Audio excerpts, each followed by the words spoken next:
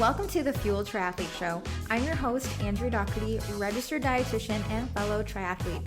I specialize in coaching endurance athletes to fuel their body, to have more energy, PR at races, and improve their relationship with food. This podcast will give you practical and actionable strategies to help you transform into a well-fueled triathlete. Now let's get into today's episode. Hey everyone, welcome to today's podcast. This is episode number 2, and today is all about recovery nutrition. How can you maximize and speed up recovery with the right types of foods? So in today's episode, we're going to talk about why you shouldn't skip eating after a workout, what you actually should be eating and drinking, and how much. And then we'll also get into the golden question of how soon after a workout should you be eating? So the goal with recovery nutrition is to repair and prepare. So we're looking to repair our muscles and then prepare for the next session. So keeping those goals in mind, I'm going to talk about how nutrition can help you do that. So a big mistake I see people making is either skipping or delaying post-workout nutrition, or maybe just simply not getting enough. So I'm going to talk about why skipping is not so good. So skipping your post-workout meal or snack can lead to reduced performance at your next training session.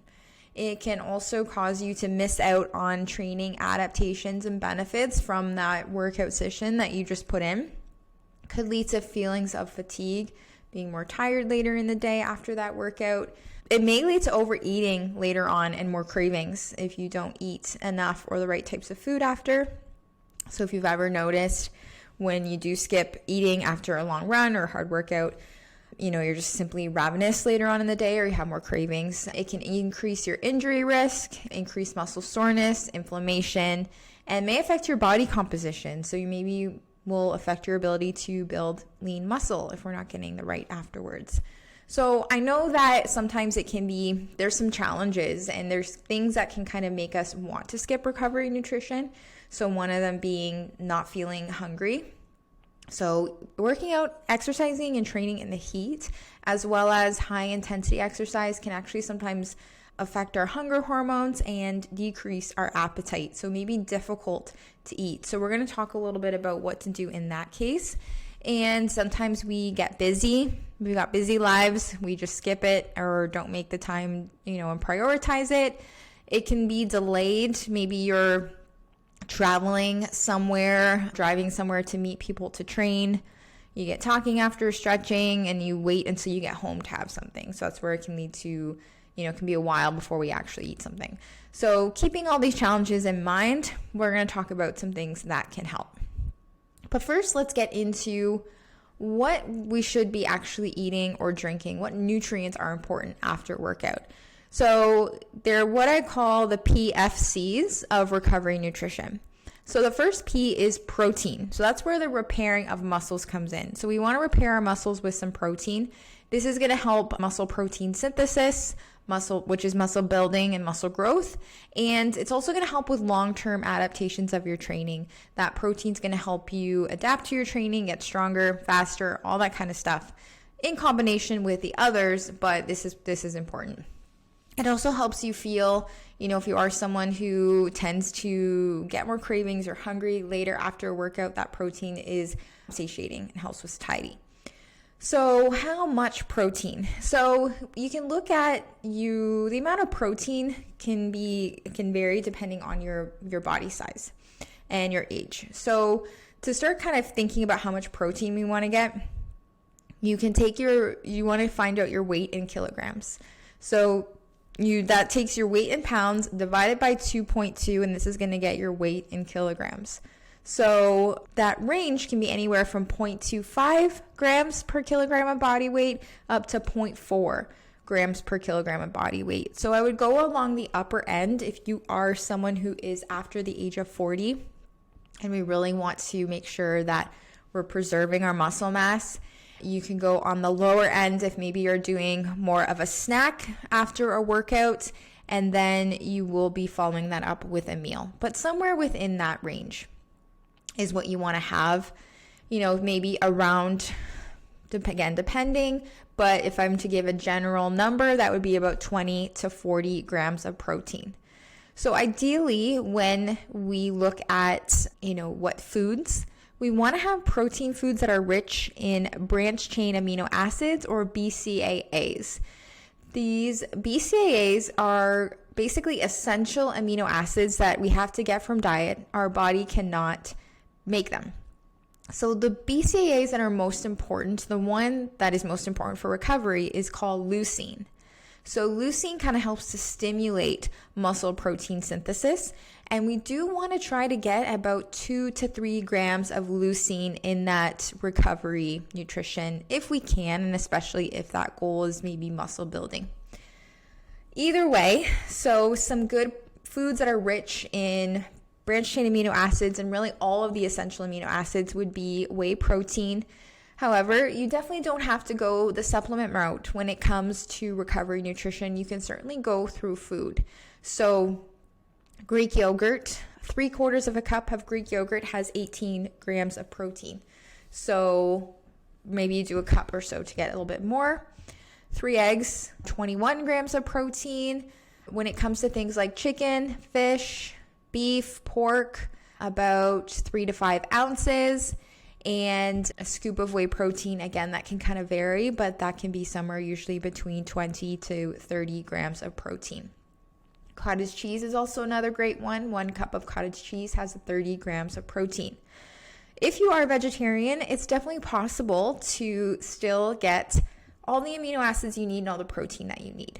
So what I would look for is, if you are someone who is a vegetarian and you're looking to recover, especially after some hard workouts or some strength workouts, try to have a complete protein source like soy. So edamame, tofu, or tempeh. This is going to have all the essential amino acids. If you are someone who is looking for a vegan protein powder, what you want to do is make sure that the protein powder is a blend of different types of vegan proteins. So it's not just one single protein like a brown rice protein or hemp protein, but it has a combination. Okay, so next up in our PFC is F, and that's for fluids. So fluids are going to help us rehydrate and recoup those sweat losses and electrolyte losses. What the research shows is we want to replace 1.5 times our sweat losses, basically 24 ounces or 3/4 of a liter for every 1 pound that we lose. So we're probably not tracking every single workout how much weight we lose, but what you can kind of use as a guide to tell you about how much you need to drink is, how did I sweat a little bit or did I sweat a lot during this workout? So they're going to make you sweat more or have higher sweat losses would be exercising in the heat and humidity, a high intensity workout, or something more of a longer duration workout. So really important to be drinking adequately afterwards. A lower sweat loss workout would be something lower intensity, maybe in the cooler weather, it's not as humid, and it's under an hour. So you can kind of guide that, but I would say to try to get in some fluids right after you finish. Get back to your car, get back to home, start drinking. And I am going to do another episode about how to determine your sweat rate, so that if you do determine it, then you may know an estimation of how much weight you are losing in different types of workouts to kind of guide you in recouping those fluid losses. We want to probably also ensure that it's not just fluid or water that we're taking in, but we're also getting in some electrolytes. So the main electrolyte that we lose in sweat is sodium, but magnesium, potassium, and calcium are also different types of electrolytes. So again, another podcast will do all about electrolytes and foods and sources for these, but the main thing I would think about after is we're getting in some sodium. So this can be through adding salt the food that you're going to eat, choosing some salty foods, pretzels, pickles, deli meat, or it could be using the fluid that you're drinking after exercise would be an electrolyte drink. And that brings me to the last one of PFC. The C stands for carbohydrates. So we want to refuel our body with carbohydrates. So meaning that we're kind of like putting gas back in the car. We're back in the tank. We're putting carbohydrates back into our muscles, and this is going to help us have the right fuel and get ready for our next training session. So super critical, especially if you have multiple training sessions a day or less time in between workouts to recover. Now, the amount of carbohydrates that you need can be really variable on an individual basis. What type of workout did you have, or what was the intensity? So longer, harder workouts are going to require more grams of carbohydrates after your workout than something that was maybe more low intensity, less intense, shorter duration. So, a kind of starting point, going back to that kilogram, so your body weight in kilograms, a good starting point may be half a gram of carb per every kilogram of body weight. So you would take your weight in kilograms, divide that by times 0.5, and that can kind of give you a starting point of how much carbs. Anywhere from 0.5 to 1 grams. And then maybe more, again, if it's more of a harder workout or you need to recover quickly. So there's lots of different carbohydrates, food sources. So it can be carbs from drinks. So there's carbs in like chocolate milk or in sports drinks if you're someone who wants to do a fluid route. But any type of food really is great. Breads, wraps, potatoes, sweet potatoes, rice, quinoa, fruit, bananas, frozen berries, fresh berries, apples. So some examples of some good post-workout meals. Each of these has about 60 to 70 grams of carbs and about 25 to 30 grams of protein. So you can adjust the portions of these foods up or down. It's going to start with some liquid options. Liquid options can be great if you don't have an appetite after training, or maybe you're out traveling and you can just bring a beverage with you to drink on your way home until you can have a meal. So you might want to have these kind of snack afterwards and follow up with a meal an hour to 2 hours later. So first option is kind of a simple protein shake. So one mistake I see a lot is drinking protein powder mixed with water or like almond milk. So there, sure, you're getting the protein, but you're not getting those carbohydrates. So you can actually take a scoop of protein powder and mix it with 2 cups of orange juice or maybe some vitamin water, some type of carbohydrate-based juice or sports drink. You could also do a smoothie. So you can take something that you can blend up ahead of time and bring with you or make right when you get home. So you could do a scoop of protein powder, 1 cup of milk, a banana, frozen, kind of helps with texture if you got frozen, 1 cup of frozen strawberries, tablespoon of chia seeds, which adds in some omega-3s, and then 2 teaspoons of honey. You can also do 2 cups of chocolate milk, and then to kind of boost the protein there a bit more, it's good on the carbs, but if you need a little bit more protein, you could pair that with a cheese string or a hard-boiled egg. Now, some food options. So you could do something like a Greek yogurt parfait. Maybe that's something that you could travel well with you if you have a cooler. You could do 1 cup of Greek yogurt, vanilla or plain, or flavored, whatever you like, 1/4 cup of granola, and a cup of blueberries. You could also maybe do a wrap. So this is something I like to bring with me if I'm doing a long bike ride. I'm usually traveling about 20-25 minutes to meet the group on the weekends, and we might do 2 to 3 hours, and I'm usually pretty hungry afterwards, so I'll bring a wrap and kind of put that in a cooler. But you could do a large tortilla or pita bread with some chicken breast, maybe 3 to 4 ounces of chicken breast, or about a cup of baked tofu, and then add whatever toppings you would like on that. And then you could have it with, say, an apple and some crackers on the side just to kind of boost the carbs, or you can have that with, a cup of chocolate milk would be great. Something that I love to do also, and my clients love to do after morning workouts, is make overnight oats. So you take 1/2 cup of oatmeal, mix that with about 1/2 to 2/3 cup of milk, and add in some chia seeds and a scoop of protein powder or Greek yogurt. Mix that all together and then top with some berries. So this is great because you can make it the night before, put it in the fridge, it's ready to go right after your workout, You can adjust the portions. If you need more carbs, maybe add some honey or use more oats. If you want more protein, you could use Greek yogurt and protein powder, or pair that up with some hard-boiled eggs. Tons of different options and ways to customize this. You can add extra calories too with some peanut butter or some nuts. For, let's say, if you finish a workout around dinner time and dinner's going to be your meal, or lunch, stir fries can be awesome. So here's a vegetarian option. You could do a cup of rice, about a third a block of tofu, so 130 grams of tofu, air fry it, bake it, stir fry it however you like. Mix that with half a cup of chickpeas and a cup of some type of vegetable like broccoli, and kind of this is more of a stir fry, bootable type of thing. Add in your favorite sauce. So like I said, those are some options that have about 60 to 70 carbs, 20 to 30 grams of protein. Adjust the portions up or down.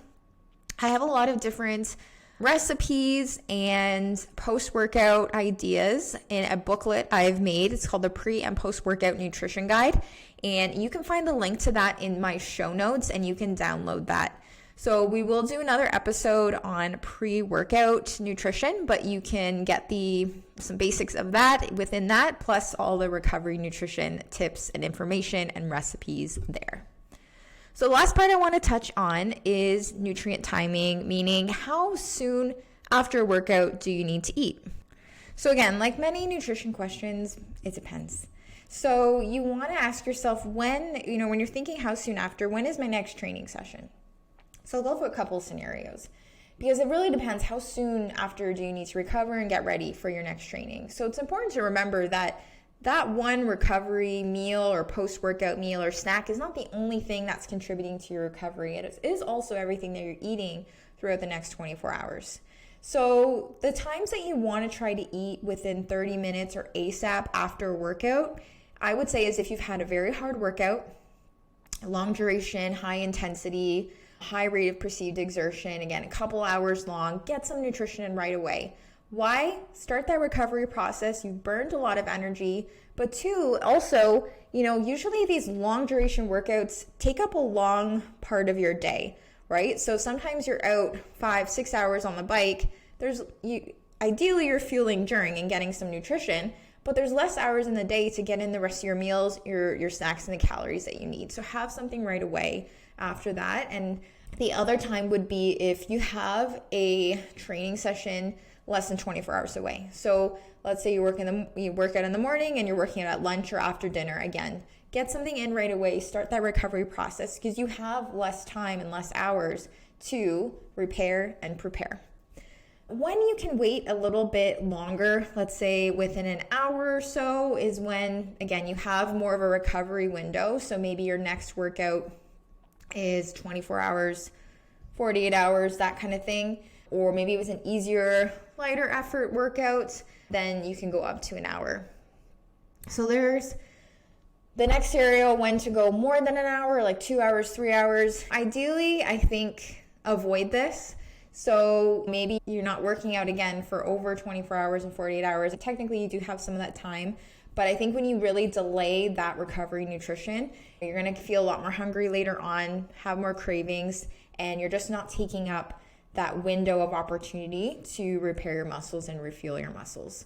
So I guess there's kind of two scenarios. I would suggest when to do it ASAP. ASAP being like right away or within 30 minutes, and then when you can wait up to an hour. I talked a little bit earlier about what to do. If your appetite is not low, then go for something like a liquid. So liquids are less filling. So that's where you would want to do some of the smoothies that I mentioned, chocolate milk, have a smoothie, have a shake, stretch, shower, whatever you got to do, and then follow that up with a meal about an hour, at most 2 hours later. Give your body some time for your appetite to kick in, but don't fully wait. Another good time to maybe do liquids and smoothies can be when you have to eat ASAP because your next workout is only a couple hours later. So it's going to be easier on your stomach, easier to digest, and maybe easier to take in more of the nutrition that you need. Okay, so that is that. We talked today about why you don't want to skip recovery nutrition. What are the PFCs of nutrition, meaning what do you want to eat or drink and how much, And then we also talked about timing as well. So don't forget, like I said, I've got the ultimate guide to pre and post workout nutrition in the show notes where you can find the download. If you have any questions, my contact information is there. Send me a message. I hope you enjoyed this episode. I hope you took something from it. Happy recovering.